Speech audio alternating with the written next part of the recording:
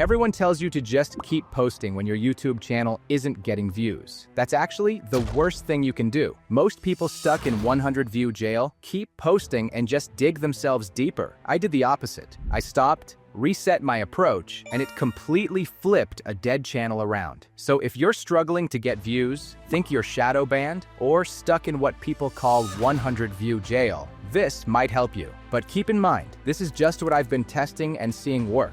Let me break down how to potentially get your channel unstuck. Before we jump into the fix, we need to figure out if your channel is actually being suppressed by YouTube or if you're just making content that sucks. There's a huge difference, and the solution depends on which problem you're dealing with. Look, I want you to follow along with me on this. Go to the top right of your YouTube channel. Click your profile picture, then YouTube Studio. On the left side, click Analytics, then click on Content. Now, ignore everything else for a minute. Your views, your click-through rate, your average view duration, none of that matters right now. What we're looking at is impressions. After testing this on many channels, here's what actually matters. If you've been posting consistently for the last 30 days, and I mean actually consistently, like 10 to 15 videos minimum, and you haven't gotten more than 100,000 total impressions, your channel is probably screwed. Same thing goes if you look at the last 90 days. Doesn't matter exactly how many videos you posted. If your total impressions are under 100,000 with regular posting, something's seriously wrong. What's really bad is anything under 10,000 impressions over a significant period with consistent uploads. That's when you know YouTube is basically ignoring your channel completely. Screenshot this rule of thumb. Under 100,000 impressions with consistent posting means your channel is cooked.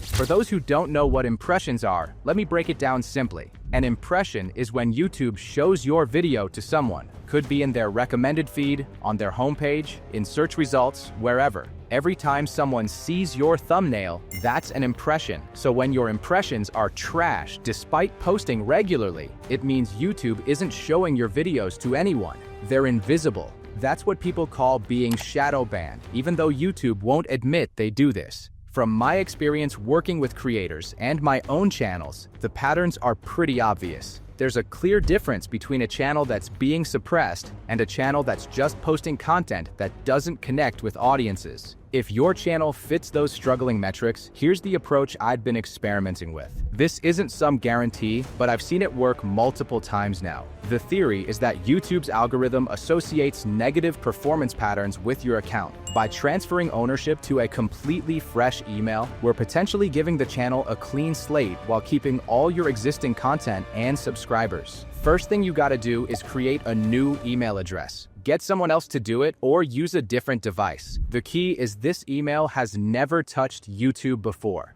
Once you have that email, go to YouTube Studio, then Settings on the bottom left, then Permissions. You'll see an invite button. Click that. Change the access to Manager and type in that new email. Save it. Go accept the invitation from that new email. This makes the new email a manager of your channel. They can upload, make changes, basically do everything except delete the channel or get paid. Then you have to wait 7 days. I know it sucks, but this waiting period seems to be crucial for the process to work properly. After 7 days, you can change that manager role to primary owner. That new email becomes the main owner of your channel. Now, what I do next, and this part is important. From that new email, go back to permissions and remove the original email completely. I've always done it this way and it's worked every time. You could probably leave the old email as a manager, but I've never tested that because why risk it? Now you wait another 7 days. This seems to help reset whatever negative signals YouTube had associated with your account. During these 2 weeks total, stop posting completely. Give the channel a break. I don't care how impatient you get, just stop. While you're waiting, don't just sit there doing nothing. This is when you prepare your content strategy, because you're going to test this channel one more time. I recommend preparing about 20 videos. Why? Because if you don't see a significant improvement in impressions and views with those 20 videos, the channel probably isn't going to recover with this method. At that point, you're better off starting completely fresh. When I tested this, I waited 72 days before posting again. Probably overkill, but I wanted to give it maximum time to reset. The first video I posted got 270 views, which was already way better than the 50 to 60 I was getting before. The next one hit 2,000 views. Then one jumped to 80,000 views. That's the power of this reset method. It buys your channel a second chance. When you're preparing those 20 videos, here's something crucial that most people get completely wrong. You need to go way more specific with your niche. Instead of covering a broad topic, go deep into one very specific aspect. This is especially important when you're trying to revive a channel, because YouTube needs to understand exactly what your channel is about. That's the level of focus you need. If your channel is about martial arts, don't make videos about best martial arts for self-defense. Make videos about most effective Brazilian Jiu-Jitsu submissions for beginners, or BJJ guard sweeps that guarantee takedowns, or essential BJJ escapes from bad positions. See the difference? Instead of competing in the massive martial arts niche, you're dominating the Brazilian Jiu-Jitsu for beginners micro niche. Much easier for YouTube to understand who to recommend your content to. Same thing works everywhere. I don't care what niche you're in. If you do tech reviews, focus on one specific type of product. If you cover business topics, pick one specific business model or industry. Go narrow, not broad.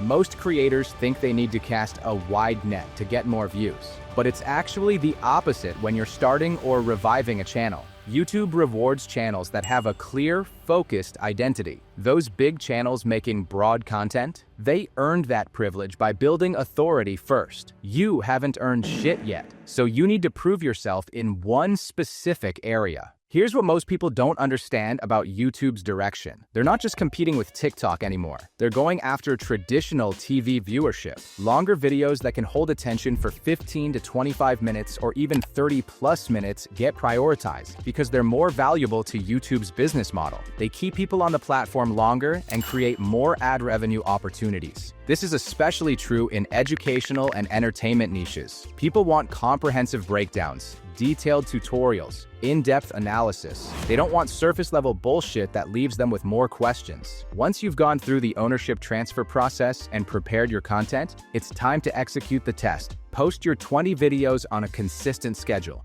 I recommend posting every 2 to 3 days so you're not overwhelming the algorithm, but you're still maintaining regular activity.